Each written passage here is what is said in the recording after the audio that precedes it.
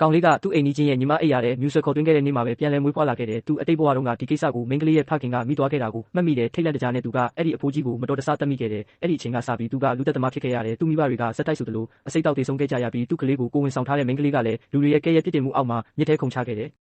အခုတော့ကန်ချမာကပြန်လဲဆက်တင်လာပြီးမို့သူကအဆုံးသက်ကိုပြောင်းလဲပြစ်မယ်လို့ကြိမ်ဆိုလိုက်တယ်ဒီအချိန်မှာပဲမိန်းကလေးရဲ့ဖခင်ကရောက်လာခဲ့ပါပြီသူ့ရဲ့မိခင်ကဒူးထောက်ပြီးခွင့်လွှတ်ဖို့တောင်းပန်ခဲ့တယ်မိန်းကလေးကလည်းမြေပြင်ပေါ်ဒူးထောက်ပြီးသူ့မဖခင်ရဲ့တနာညာလာမှုကိုတောင်းပန်ခဲ့တယ်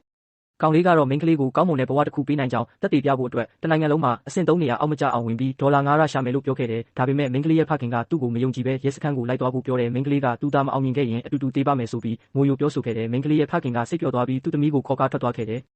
ကောင်လေးရဲ့မိဘတွေကခဏရှောင်တိတ်နေဖို့ပြောခဲ့ပေမဲ့သူကခေါင်းရမ်းပြီးညှင်းဆန်နေခဲ့တယ်သူဟာအိမ်ကနောက်ဆုံးကျန်တဲ့ဒေါ်လာ20ကိုယူခဲ့တယ်သို့တော်လည်းမိန်းကလေးရဲ့ဖခင်ကရွာရဲ့လူမိုက်ကြီးနဲ့လက်ထပ်ပေးဖို့အတွက်အမွေငွေ600နဲ့စီစဉ်ထားခဲ့တဲ့ကောင်လေးကဒေါ်လာ800ပေးမယ်လို့ပြောပြီးရက်ပေါင်း20အချိန်တောင်းခဲ့တဲ့လူမိုက်ကြီးကလှောင်ပြောင်ပြီးမနှက်ဖြန်မအောင်မြင်ရင်ထွက်သွားရမယ်လို့ပြောခဲ့တယ်နောက်တစ်နေ့မှာသူဟာအသားပေါက်စီဆိုင်တစ်ဆိုင်ထောင်လိုက်ပြီးအလုပ်သမားတစ်ယောက်ကိုမြည်ဆန်းကြည့်ဖို့တောင်းဆိုခဲ့တဲ့အနံ့ကပြန့်နှံ့သွားပြီးမကြခင်မှာပဲလူအများကြီးရောက်လာကြတယ်သူဟာမနက်ပိုင်းမှာဒေါ်လာ100ကျော်ရခဲ့တယ်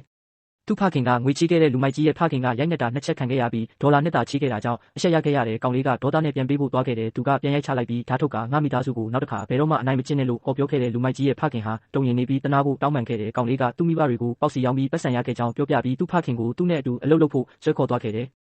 အဲ့ဒီနောက်ဝိုင်းဆက်ယုံကစရင်ကင်တယောက်ပေါက်စီလာဝဲတဲ့ဆက်ယုံမှာတက်ဆင်ထားတဲ့ပန်ကာအစ်စ်တွေအကြောင်းပြောလိုက်တော့ကောင်လေးဟာသူ့အတိတ်ဘဝကပောက်ကွဲမှုကိုရုတ်တရက်တတိယသွားတယ်သူဟာလူတိုင်းကိုတတိပေးဖို့ဝိုင်းဆက်ယုံစီပြေးသွားခဲ့ပေမဲ့ဘယ်သူမှသူ့ကိုမယုံကြည်ခဲ့ကြဘူးသူဟာမိချိုးကိုဖျက်ပြီးပြေးကြလို့အော်ဟစ်လိုက်တယ်ချက်ချင်းဆိုသလိုပောက်ကွဲမှုဖြစ်သွားခဲ့တယ်ပောက်ကွဲမှုရဲ့အရှိန်ကြောင့်သူဟာလွင့်စင်သွားခဲ့တယ်3ရက်ကြာမှာတော့သူဟာစေယုံပရင်ပေါ်မှာနိုးလာခဲ့တယ်သူ့ဖခင်ကဆက်ယုံတွေကဘယ်သူမှမထိခိုက်ကြောင်းသူ့ကိုပြောပြတယ်ဒရိုက်တာကသူ့ကိုဒေါ်လာတဲ့သူညပေးခဲ့ပြီးခရိုင်အုပ်ချုပ်ရေးကလည်းအသက်ကယ်ခဲ့တဲ့အတွက်သူ့ကိုဂုဏ်ပြုချင်နေတယ်ဒီအချိန်မှာသူ့ဖခင်ကမိန်းကလေးဟာဒီနေ့လက်ထပ်တော့မယ်ဆိုတဲ့အကြောင်းမတော်တဆပြောလိုက်မိတယ်ကောင်လေးဟာနာကျင်နေရင်းနဲ့ထားလိုက်ပြီးသူမကိုရှာဖို့ထွက်သွားခဲ့တယ်